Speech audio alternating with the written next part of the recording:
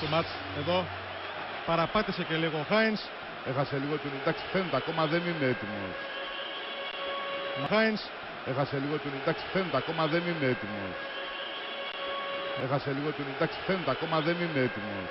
Αυτό που έχω να πω στον κύριο Σχοινά, στον κύριο Κορομιλάκη και στον κύριο Ψαριανό είναι ότι εγώ δεν είμαι ούτε Βαρδινογιάννης ούτε Αλαφούζος για να κάθομαι να δέχομαι ένα μεγαμάνε μέσα στο γήπεδο. Αυτό που έγινε σήμερα θα το βρούνε μπροστά. Παιδιά, συγχαρητήρια, ήσασταν καλύτεροι και κερδίσατε. Καλό καλοκαίρι.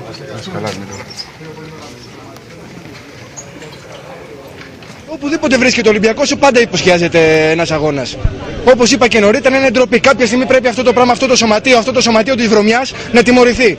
Φιλόπουλος, Ριζούπολη, Τροκαντερό, Συγκρού 1, Συγκρού 2, τώρα εδώ πέρα. Δηλαδή δεν το καταλαβαίνω αυτό το πράγμα. Στο απειρόβλητο είναι Ολυμπιακός. Κάποια στιγμή δεν θα βρεθεί κάποιος που θα έχει το στένος να τους τιμωρήσουνε. Δεν το καταλαβαίνω αυτό το πράγμα. Μα σε κάθε άθλημα έχουμε συνηθίσει να παίζουμε εναντίον 8. Στην μπάλα εναντίον 8, εναντίον 14, στο βόλεϊ εναντίον 8, στο μπάσκετ εναντίον 8. Μέχρι πού θα πάει αυτή η κατάσταση?